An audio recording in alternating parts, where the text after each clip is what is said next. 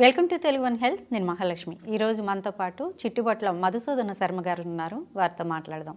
నమస్తే సార్. నమస్తే సార్, ఈ మధ్యకాలంలో ఎక్కువగా షుగర్ బాదం అనే పేరు వినిపిస్తుంది. అసలు ఏంటి సార్ ఇది షుగర్ బాదం అనేది? దేనికి యూజ్ చేస్తారు? దీంట్లో ఏమేమి ఉంటాయి? ఏ రోగాలు నయమవుతాయి దీన్ని వాడితే? కొంచెం వివరించండి. పేరులోనే ఉంది కదమ్మా షుగర్ బాదం. అంటే షుగర్కు ప్రత్యేకంగా పనిచేస్తుంది కాబట్టి దాన్ని షుగర్ బాదం అని పేరు పెట్టడం జరిగిందమ్మా. ఓకే. ఈ షుగర్ బాదం గురించి తెలుసుకోవాలంటే కొంత వివరణ ఇస్తాను చూడమ్మా. సార్, చాలా పెద్ద చెట్టు అమ్మా ఇది. షుగర్ బాదం చెట్టు. అందుకే దీన్ని మహాగని అనేటువంటి పేరుతో పిలుస్తారు. మహాగని అట్లే క్వీన్ ఆఫ్ ది ప్లాంట్స్ అని చెప్పేసి కూడా చెప్తుంటారు.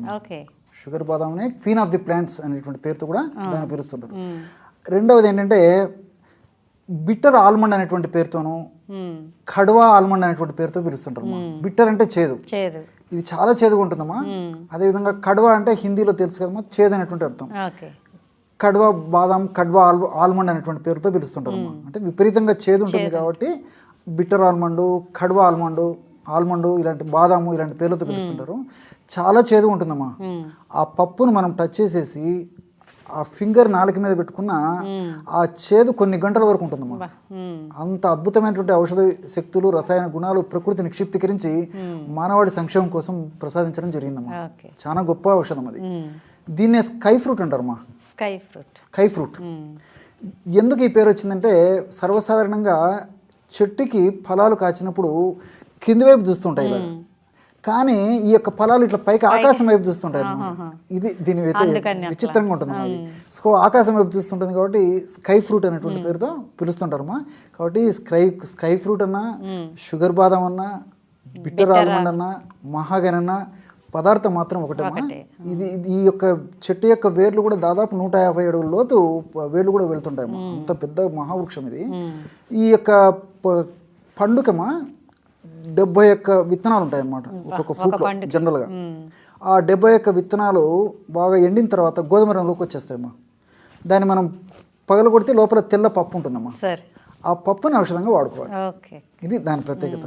సరే, మీరు అడిగారు అందులో ఏమేమి ఔషధ గుణాలు ఉన్నాయి సార్ అని చెప్పేసి. అందులో ప్రోటీన్స్, విటమిన్స్, మినరల్స్, తర్వాత ఫ్యాటీ ఆమ్లాలు, ఆల్కలాయిడ్స్, సపోనిన్స్, ఫ్లేవనాయిడ్స్, ఇలా అనేక రకాలైన రసాయన పదార్థాలు ఉన్నాయమ్మా. వీటిని ఒక్కొక్కటి గురించి బ్రీఫ్గా చెప్తాను చూడండి.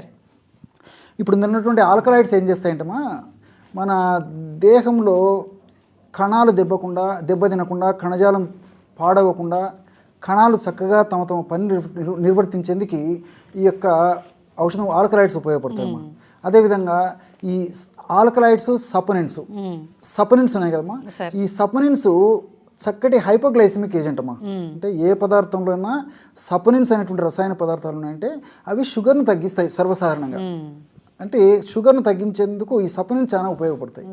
ఈ ఆల్కలాయిడ్స్, సపోనిన్స్ రెండు ఇందులో కలిసి ఉన్నాయి కాబట్టి ఈ యొక్క రెండు కెమికల్స్ ప్రభావం చేత ఏం జరుగుతుందమ్మా, మన దేహంలో ఇన్సులిన్ తయారయ్యి రక్తంలో ఉన్నప్పుడు ఆ ఇన్సులిన్ సక్రమంగా పనిచేస్తేనే రక్తంలో షుగర్ కంట్రోల్ ఉంటుందమ్మా. ఇక్కడ చాలా మందిలో నూటిలో ఇప్పుడు మనం ఎదుర్కొనేటువంటి సమస్య టైప్ 2.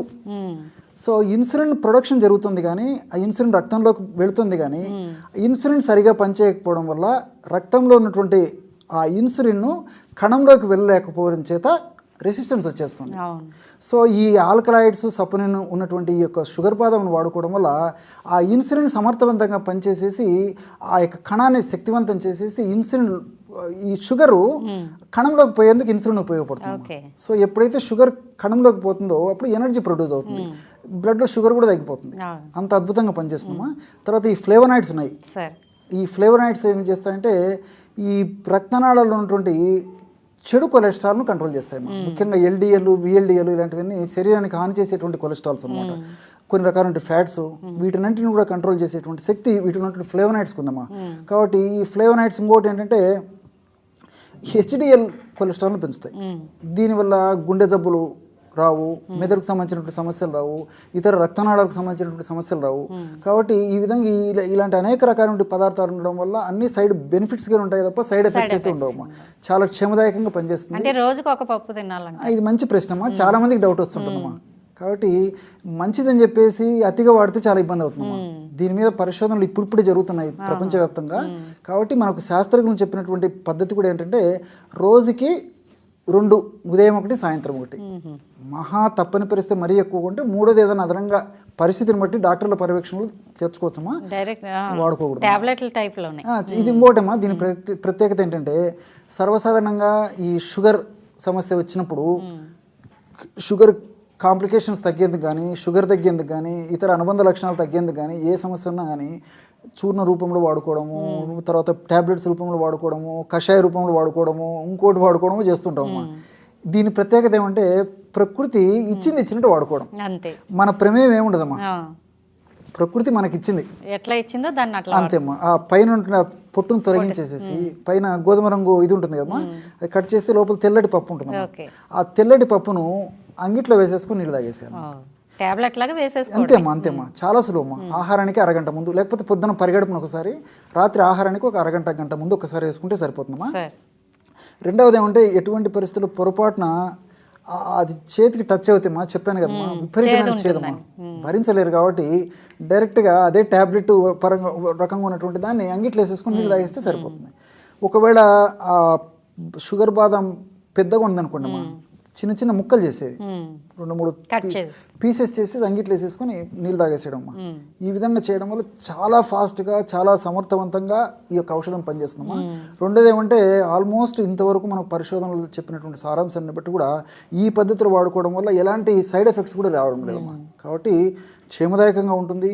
ఈ రోజుల్లో అమ్మా షుగర్ మీరు గమనిస్తున్నారు కదా, ఒక్కసారి షుగర్ వచ్చిందంటే ఒక ఔషధం కొన్నాళ్ల పాటు వాడితే పనిచేస్తుంది, తర్వాత మళ్ళీ ఔషధం డోస్ పెంచాల్సి వస్తుంది. కొన్నాళ్ళకి ఔషధం అది పని చేయకపోయినప్పుడు డోస్ పెంచడం కానీ, దానికి ఇంకోటి తోడు చేయడం కానీ చేయాల్సి వస్తుంది. ఒక్కొక్కసారి ఇన్సులిన్ వరకు కూడా పోయేటువంటి పరిస్థితి ఏర్పడుతుందమ్మా. దీనివల్ల ఏమంటే ఔషధాలు డోస్ పెంచే కొద్దీ, కొత్త ఔషధాలు యాడ్ చేసే కొద్దీ శరీరంలో కొన్ని రకాలైనటువంటి అబ్నార్మల్ లక్షణాలు కూడా వచ్చి సైడ్ ఎఫెక్ట్స్ కూడా వచ్చేటువంటి అవకాశం ఉంటుంది. కాబట్టి వైద్యుల పర్యవేక్షణలో వాళ్ళు చెప్పినట్లు ఔషధాలు వాడుకుంటూ అడిషనల్గా పరిస్థితిని బట్టి ఇది వాడుకోవడం వల్ల చాలా సమర్థవంతమైన ఫలితాలు కలుగుతాయి. ఇంకొకటి ఏంటంటే, ఇప్పుడు ఉదాహరణకి మనకు షుగర్ ప్రాబ్లం ఉంది, డాక్టర్ గారి దగ్గరికి వెళితే కొన్నాళ్లకు మెడిసిన్స్ రాసిస్తారు, వేసుకుంటాము. మళ్ళీ డాక్టర్ గారి దగ్గరికి వెళ్తే పరీక్ష చేస్తారు. ఎప్పుడైతే షుగర్ తగ్గిందో, బ్లడ్లో షుగర్ లెవెల్ తగ్గిపోయిందో, అదేవిధంగా HbA1c అని చెప్పేసి చేస్తారు. అది ఎప్పుడైతే తగ్గిందో ఆటోమేటిక్గా డాక్టర్ గారే మందులు డోస్ తగ్గిస్తారు. ఆధునిక కృత్రిమ రసాయన ఔషధాలు ఎప్పుడైతే మనం డోస్ తగ్గిస్తారో దానివల్ల వచ్చినటువంటి సైడ్ ఎఫెక్ట్స్ మ్యాక్సిమం మినిమైజ్ చేయడానికి ఉంటుంది. అంటే ఇక్కడ నాకు డౌట్ వచ్చింది డాక్టర్ గారు, ఆ మెడిసిన్ వాడుతూ ఇది కూడా వాడాలా, లేకపోతే ఇది ఒకటే వేసుకుంటే అక్కర్లేదమ్మా. ప్రస్తుతానికైతే ఆ ఎక్కువ షుగర్ ఉన్నప్పుడు ఏమంటే 2 వాడుకోవాలమ్మా. షుగర్ టెస్ట్ చేసుకునే కొద్దీ క్రమంగా డాక్టర్ గారి ఔషధాలు ఒక డోస్ తగ్గిస్తారు. కాబట్టి ఇది ఇట్లే కొనసాగిస్తే సరిపోతుందమ్మా.